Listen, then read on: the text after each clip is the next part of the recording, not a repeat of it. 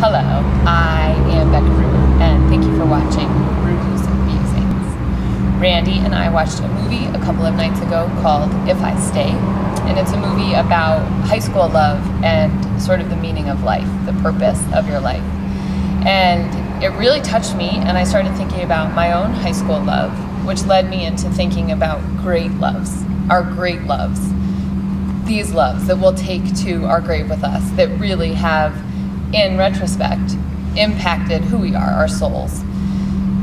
And I was first sort of shocked to realize inside of this inquiry how little I talk about love inside of my 100 musings and even day to day in my yoga classes.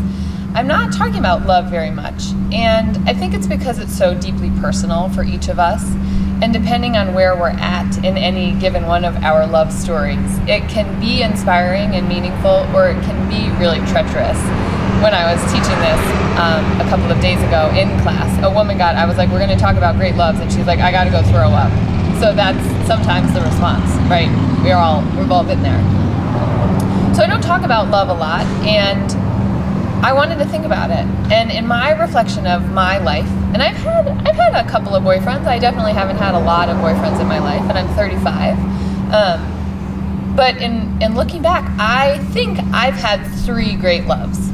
The first of which actually started in middle school, and he never liked me back. This was middle school, through high school, through college. I had feelings for this boy, man boy. And the second of my great loves was my high school relationship. And I think that's interesting because I remember being 16 and having these feelings, like so many feelings. And people, adults normally, right? Not all adults, my parents didn't say this, but there was this impression of, oh, you're just 16. Like, it's not real. You can't know love when you're this young. Puppy love. It's just puppy love. And now, however many years later, 20 years later, I'm like, that was real. That love was real, and I will take that with me. And I still, watching this movie, am crying, thinking about my own love story. And it also had me thinking about how invested, perhaps, we are in our first real love and our first great love. And when that ends, if it ends, and probably, right, if you're falling in love when you're 15, probably it'll end at some point, and mine did. And I was crushed.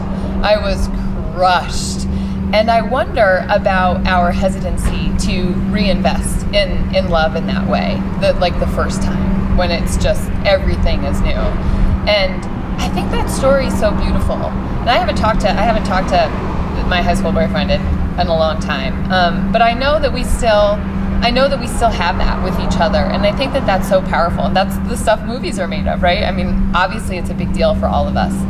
So I wonder about your great loves. I wonder how it feels to you when I bring it up to think about it. If it feels like, oh, that's interesting, or if it feels like the woman, like I just want to go throw up. And I wonder about, here's how it felt to me.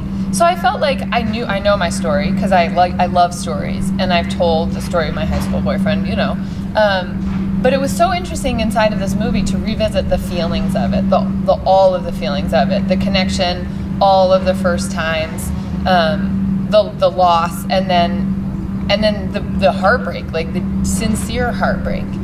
So the last thing I want to talk about is around compassion. And when we're out in the world and we're meeting people and when we're starting new relationships, whatever kind of relationships those are, we can recognize that each of us has our own story about great love and most likely great loss. Not necessarily both for everybody, and our stories are not the same, so this is a common theme throughout my musings. But everyone you meet has their own stories about great love and great loss. And maybe it's romantic, and that's what I'm talking about here, but it might be a friendship, right? I have certainly experienced great love with my girlfriends, and also with yoga, right? So it's not even necessarily a person.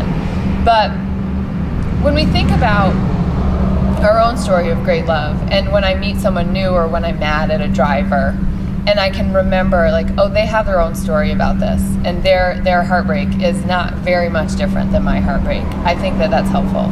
So think about your great loves and your stories inside of that, and feel when you're meeting people or when you're struggling with people that each of us have those stories, and they're beautiful and powerful and meaningful and painful. How about you share this musing with all of your friends, especially your great loves, and I will see you next week. Bye-bye.